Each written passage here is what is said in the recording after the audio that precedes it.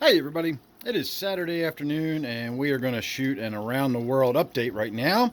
Very impromptu, just walked in the door. I want to get this done because I don't know what I've got going on for the rest of the day, and I feel like it's been quite a while since I've updated everybody on what's been going on around the fish room here. So we're going to start with my waterfall tank. I am going to continue calling it my waterfall tank because it will flow again. The water will fall again. It's not running right now because it was leaking really bad. I'm assuming most everybody knows that by now. So I've got it shut down. It's still just sitting there. I would imagine the water, any water that's still sitting in the top, is getting probably pretty funky at this point. I just haven't got around to starting to break it down and tear it apart and remove it. Somebody actually did make the suggestion of trying to get it outside in one or two pieces, and if I do it in two pieces, I could reassemble it. And then make this into sort of an alpine garden planter, which is not a bad idea. The wife and I have discussed that, and that is not necessarily out of the question, doing something with this outside once we're done with it down here. So we'll have to wait and see. So meanwhile, I've been keeping the big grow light turned on just because it looks wrong with it turned off, but I really don't need it on anymore. It just gives the tank a lot more light. So that's what the tank looks like with only my little overhead light, which again isn't really necessary. The only thing that's doing at this point is keeping this little dead nettle alive, which is, that's not necessary. And then of course that daylily, which is going to be ripped out and removed and taken outside. You can already see how much it's starting to wilt. So I really don't even need this light on. And so that is what we're left with my waterfall tank right now. So I haven't started working on any new waterfall. I've got some ideas. I'm going to do some preliminary experiments, proof of concept kind of stuff. And then once we get that done, we'll start moving on. But I'll get video of all that once I get around to it, and so on and so forth. So as far as the tank goes, not too much going on. If you did not get the last update, I did positively confirm that I've got some of those blue wag platies that have survived to adulthood. So I definitely have some that are in there that are breeding and growing, and I've definitely got that platy right there is enormous pregnant. So I'm going to probably have more platies with all of the cover and everything in this tank. There's plenty of places for them to hide, so I should have more of those. Also moved my clown pleco out of my 20-gallon angelfish tank, the same tank that contained the angelfish that is now in this tank. So the pleco is now in here. That other tank is torn down, but we'll get to that when we get around there. My foot tank here, nothing really going on with it. I did just top the water off last night, as a matter of fact. But other than that, it's just doing its thing, sitting there like it always does. So we can go ahead and turn this light out for the moment. I've still got my filter sitting out, but we'll get to that when we get to that tank. That is actually for my gourami tank. So now we're going to move on to my 29 miscellaneous. Definitely in need of a water change. You can see how low the water is getting. I think I topped it off last couple of times, so this time I'll just go ahead and do a water change on it. The only, or the newest additions, I should say, to this tank are my female guppy and then that male platinum guppy. And so I'm thinking about moving more of my female guppies into this tank. I've got them in my office tank and they're just breeding like crazy, and I keep getting more and more guppies, and I just don't know what to do with all these fish. So if I set up a sorority tank and just have, every time I find another female, I just put the female in that tank, I can alleviate that problem.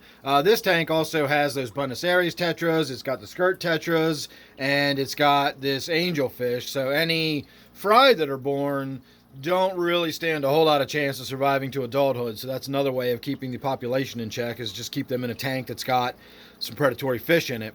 So I definitely need to do something with my females and get them separated from all the males and cut back on my guppy overpopulation that I've got going on. But other than that, nothing's really going on in this tank since the last time we've looked at it. The angelfish, of course, is still growing and doing well and looking good. I'll see if I can't get it to come over to the center of the tank. Try to trick it into thinking there's some food going in the tank for a moment. So you can see its markings and coloration and everything. It is just a fantastic looking angelfish. I'm really, really happy with this.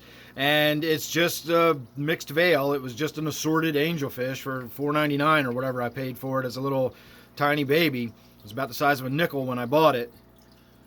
And I could tell it was going to be a looker when it grew up, and so far it is not disappointing. Really, really happy with that angelfish so far. But otherwise, nothing really going on in that tank, just in need of a little bit of maintenance. Now, my 55-gallon gourami tank is kind of under work right now. I won't call it under construction necessarily, but I am trying to work on ridding this tank of the last little bit of that cyanobacteria. I did remove a bunch of stuff out of this tank, but if you will notice, I've got not just the algae, but I've got that green sheeting cyanobacteria is growing in there again. It just never ever goes away fully. It always starts coming back at some point. So I'm going to get that out of there. We're going to start getting this tank a little more cleaned up. I already started the process, but my filter started leaking on me. And what I think it is either a bad O-ring that's getting stretched out, or maybe the O-ring had some crud around it or something. So I've purchased a new O-ring, and since this filter is not leaking as long as I don't mess with it, I've just left it sitting there, and I have not yet gotten around to installing this new O-ring. But when we get in there and do that, we will also do a video of it. So again, make sure you're subscribed and you won't miss that video or anything else, because you do never know what it's going to be with me. I rearranged my cave system here for my striped Raphael to give it a little more room. It seemed like it was really kind of cramped. And ever since I did that, it doesn't go in its cave anymore. It hangs out down at this end of the tank. Now, I can't say it never goes in there. I did see it in there yesterday for a little while. But more often than not, I see it down at this end of the tank, and it just no longer goes in its cave anymore. So I don't know if I'm going to rearrange that or whatever. He's not being harmed by sitting there. He doesn't look like he's overly stressed out. You know, just whatever. He's just laying in a different part of the tank. So I kind of like it because I can actually see him now. And he's an awesome fish. He's so big and fat. I can't believe how fat and round his belly is. I mean, if I were to put my hands in there, I wouldn't be able to get my hand all the way around that fish. He's so big now. Of course, my angelfish is here looking for attention. This is another one of the beautiful, amazing angelfish I got. It's just a regular old mixed assorted angelfish. And it really turned out to be one of the most stunning angelfish I've ever owned over the years. Just huge, elaborate fins. I know those long, elaborate fins aren't for everybody. I know some people prefer the more traditional looking, sort of stocky, stout-finned angelfish. I like those as well, but I really do love these long, flowing fins on these fish, and this one's just amazing. Got one more amazing angelfish that we'll get to by the time we get around to my 125-gallon tank, but now we're going to move on to my 55-gallon tank. I'm also in the process of getting this one cleaned up. Not really having issues with the cyanobacteria anymore. I never treated this with anything. The cyanobacteria just kind of crawled all over the tank and then finished itself. It's like it burned itself out or something. So you can see a couple little patches here and there where there's still some dark green. You know, this is a little bit of cyanobacteria. You can see a little bit back there in a couple places. That dark green on this leaf in here is a little bit of cyanobacteria, but for the most part it just kind of burned itself out, and it's not really in this tank for a whole lot anymore. The red cyanobacteria you can still see is in there, but that gets kept in check by my big pleco down here that likes to scrape and scour. So definitely due for some maintenance on this tank as well. You can see all that pleco poop starting to build up down there. The glass needs a good wiping. It's been a while since I've done a water change, so the organics and the nitrate and everything is probably starting to build up. But otherwise, not a lot going on with this tank either. Really, it's only been a couple tanks that I've been messing with, and everything else has just been kind of, I won't say to get neglected, but I haven't been doing a whole lot down here in the fish room other than the specific stuff I've been doing on a few of the tanks. So my 40 breeder, nothing at all has changed on this. I haven't even topped off the water from since the last time we looked at it, and you can see by all the growth and everything right at the top. The air stone's still running, the filter's still flowing as far as I know. I can see the water coming out of the filter and everything. So I do keep my eye on it. I check on it. It's got 5 fish total. It's got 4 little Siamese algae eaters, and I'm sorry, 6. It's got 2 little rubber lip plecos in this tank that I see from time to time. At least there always was 2. I've never seen 2 at the same time, so one of those may have died. I may only have 1 rubber lip pleco at this point. Who knows? But that's it. I mean, it's just that's all that's in this tank. So I don't really do anything. This is one of those tanks that is going to be a project tank when we get around to it. I just don't know when we're ever going to get around to it because I've got other stuff that's a little more pressing that kind of needs to be addressed, like a leaking waterfall, for example. So 40 breeder's still just sitting there waiting for me to do something with it. Other than that, no changes. My 125 gallon New World tank, same situation, just kind of sitting here ticking over. Haven't done anything to it, haven't made any changes. I will say that I'm a little sad that my giant mass of water sprite here is dying off. I know not everybody liked having that huge mass of plants growing out of the top of the tank, but I liked it, and that's what's important since it's my tank. But it's just dying off, and I think the reason it is dying off is because this tank's got a lot of silver dollars in it. And while the silver dollars are not eating my Anubias and my Java, which is probably trying to eat linoleum, the tender, soft, delicious roots of my water sprite are fair game. And you can see it's just a stumpy little root clump rather than what it should be, which should be long, flowing roots down into the tank. And a plant that's getting its roots eaten off is not going to survive, and I think that's why my water sprite now looks like this. I think those silver dollars are in there destroying that root system. It's no big deal. I'm not worried about it. In fact, it'll be interesting to take that out of there completely at some point, really open the tank up, get all the floating plants off the surface and just have the surface fully opened. I do have 6 floodlights shining straight down into this tank, so it will brighten it up quite a bit once I pull that big clump out of there. So whatever, things change, nothing ever stays the same. Everything always morphs and evolves and looks different over time. So that'll be coming out of there, and who knows what'll go in there next. Maybe we'll put some Anubias attached to the wood, and the Anubias can grow up and out, or we can do some peace lily in there. Maybe I can get some peace lily shallow rooted or something. I don't know, there's always options. Moving on, my native tank. Oh look, we got lucky and one of my crayfish is already out. Let me move this other camera out of the way. I was trying to shoot some video of the crayfish last night. So my little sunfish is doing really well in this tank. It's getting big, it's getting fairly aggressive. It comes out to greet me whenever I come up to the tank. It thinks it's going to get some food. Speak of the devil, there it is right there. As I said when I caught this and brought it home, for as beautiful and vibrant as sunfish are when you see them out in the wild, especially when the sun's on them, you hold them up and let the sun shine on them. Absolutely brilliant fish, beautiful colors and sparkles and iridescence, and then you bring them home and you put them in a tank and they just lose all their color. I've never had a sunfish keep its color in captivity, and this one seems to be no different. I was hoping by getting a tiny little, young one, and if it grew up in this environment, it would maintain its color, and it just does not seem to be doing that. It's just this washed out sort of pale color.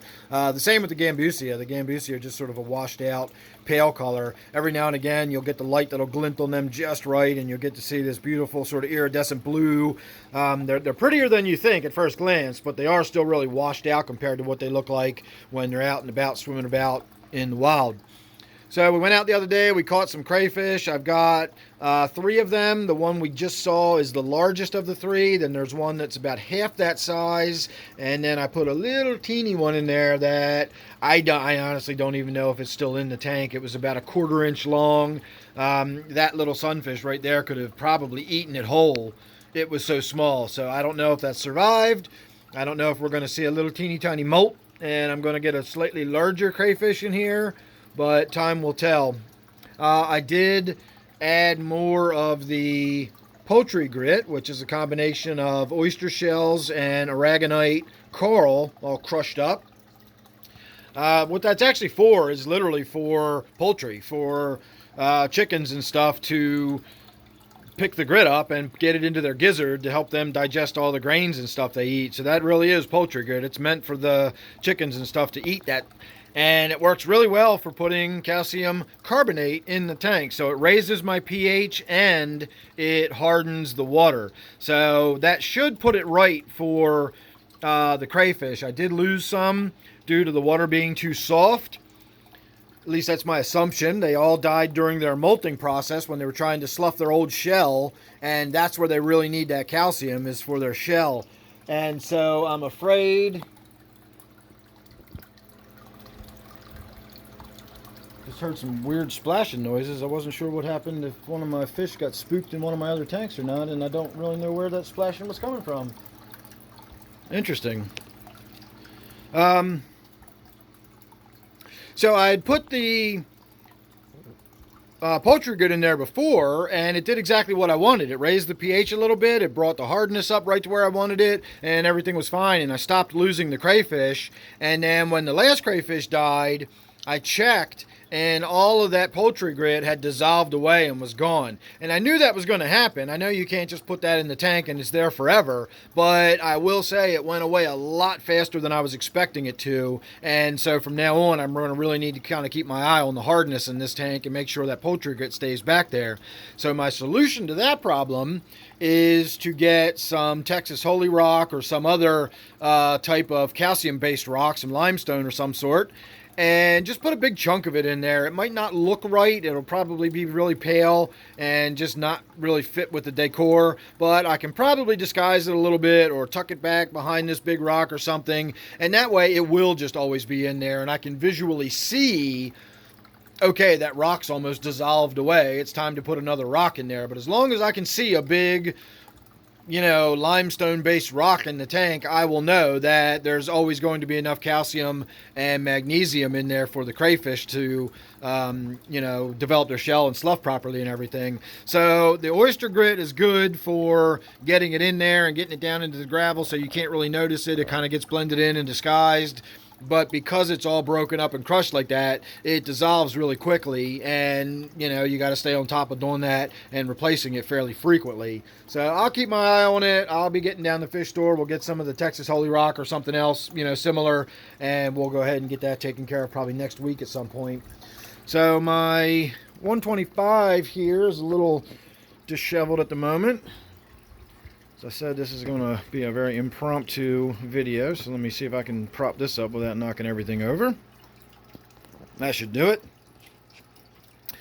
125. I've not done anything to this tank since the last video where I got in there with the siphon and we siphoned a bunch of that green cyanobacteria off the top of it. And of course it's grown back and it's time to siphon it all out of there again. But I'm getting tired of siphoning it all out of there, and it grows back faster and faster every time. You can see I've got the red cyanobacteria in there. It's starting to grow in a little bit of a sheet on my power head. And so once again, I think it's time to actually treat this tank rather than just do the old siphon and physically, mechanically remove it. So the way I will treat it is by starting with a mechanical removal. We'll get in there with a siphon. We'll suck as much of that cyanobacteria out of the tank as we can. We'll get a bunch of the mullum out, get the tank nice and cleaned up, and then I'll do a cyanobacteria treatment with the ChemiClean, or I might try something different this time. I've been using the ChemiClean for so long. I might use the I can't even think of what it is. There's another brand. It's some other stuff I used to use. It's Ultra Life something or other. Anyway, I might try that. I might give that a try and see if it doesn't do anything. I might try seeing if I can get some erythromycin. A lot of people have suggested that, and I've done a little research into it. If I can get some good erythromycin in the tank, that should kill off the cyanobacteria without doing too much other harm. I shouldn't really mess with the biology of the tank or the cycle or anything by doing that, and that's my main concern. So we'll see, but this tank is definitely ready for some cleaning. And I will also add, if you did not catch my last brief update, I was able to see my new Synodontis catfish. If you'll remember, I put a Synodontis utaris in this tank not too long ago, an African featherfin squeaker, much like the one I had in here before. But it was really small, and it was getting really harassed by my rainbow shark. Sharks are kind of known for that. And I'm happy to say that I saw it a few days ago. It was kind of hanging out in the cave. It wasn't really outgoing just yet, but it had about doubled in size. I was really surprised at how big it had gotten. and the rainbow shark was nearby and not bothering it in the slightest. So I'm not at all worried about it, having any problems from this point on. All it's going to do is get even bigger from now on. And if the rainbow shark's already not bothering it, it's really going to not bother it as it gets even bigger. So we're in the clear with that. So that's about all that's going on with the 125. Moving on to what we were calling my angelfish tank. I got this one all stripped out and sterilized yesterday. I cleaned all the glass down. I sterilized the gravel. In fact, we are looking at a tank that's got about, a cup of hydrogen peroxide in it right now. So that is not just water. That is water with a sterilizing solution of hydrogen peroxide in it. And until I worry about doing anything with it, I'm just going to keep letting that flow. You can see where some of the stuff and the growth that was on the filter, that's kind of dying off, and I'm just letting it run for a few days so that there's just nothing left alive in this tank. We're going to absolutely start from as if this was a brand new tank. In fact, that's what this thing is, if you were wondering. This blue side goes behind. In fact, let me just throw that on the floor and get it out of my way right now. That goes behind the tank, so instead of seeing all that awesome 1970s wood paneling back there, you see just sort of dark blue, and it makes for a nice, simple, and low budget backdrop for my tank. And simple and low budget is how I roll. So we'll be working on this tank here pretty soon, and I actually thought about going out today. I really want to find some good woodwork for this tank. Rather than having a rock structure in the middle as a centerpiece, I want to have a piece of woodwork in the middle, and then we can have maybe some smaller rocks around the side, and then maybe just have one simple Anubias growing off the top of the woodwork. I'm going to keep it pretty simple. I'm going to keep it pretty open, and we're going to have a lot of little small fish in here because I've got so many red wag platies and baby guppies, and I'm going to have some blue wag platies. And so, I renamed my channel Everyday Fish Keeping. It was a suggestion from a viewer to name it that, and it's the perfect name because this is everyday fish keeping. This is regular guy kind of stuff. I don't have a lot of fancy, expensive, exotic fish that need special care and all that kind of stuff. So for me, this is a bonus. I got a bunch of free fish that I can stock one of my tanks with. I don't care if they're fancy exotic fish. They're just red wag platies, but they're free fish, and I'll have a tank with lots of fish swimming around in it, so I'll be happy about that. So between the platies and the guppies, who knows what's ultimately going to go in this tank, but we're going to be working on that one and getting that up and running here in the very near future. So moving on to my brackish tank. I'm still calling it my brackish tank, even though the water technically is not brackish salinity anymore. Let me turn this forward light fixture on. I have another light fixture in this tank that I don't really use because it's not necessary, but when I'm shooting video, I like to have it on. So I've got 8 guppies in this tank. Well, I should say I had 8 guppies in this tank, and I think they might be breeding.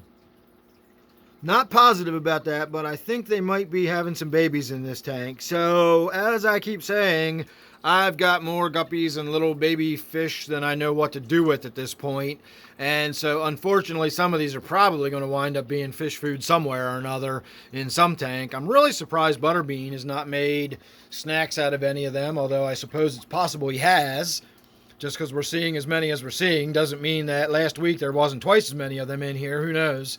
But I haven't seen any evidence to suggest that he is bothering any of those fry. He certainly hasn't bothered any of the larger guppies or endlers or whatever hybrids that they are. So I don't think that's a problem. In fact, I've actually had ghost shrimp that lived literally for years in this tank with him as tank mates, and he never bothered the ghost shrimp. So a puffer that doesn't bother shrimp is probably not going to bother other small fish. One of the coolest things I ever saw was the ghost shrimp riding on Butterbean's back. It literally, you know how the shrimp do that little thing through the water? He landed on Butterbean's back and hung on while Butterbean swam across the tank. And he didn't even freak out and swim fast like he was trying to get that thing off his back. He just swam across the tank like he was taking the shrimp for a ride.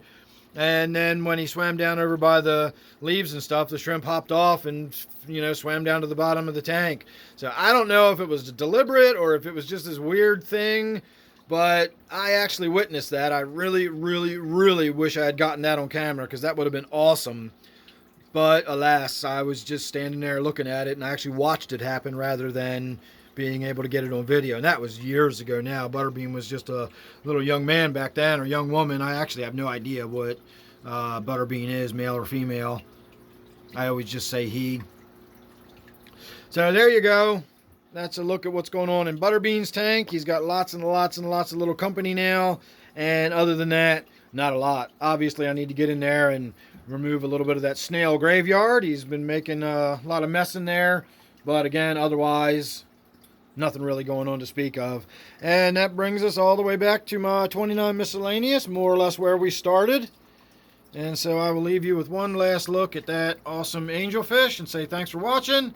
Make sure you're subscribed. You never know what you're going to get with me. Obviously, we got lots of good stuff coming up. We're going to be working on that waterfall, rebuilding that, making it better, making it faster, making it stronger, and hopefully not spending $6 million in the process. So we'll see how that works out. So again, if you're subscribed, you won't miss that or anything else. Thanks for watching. Hope you enjoyed. I'll see you real soon in the next one.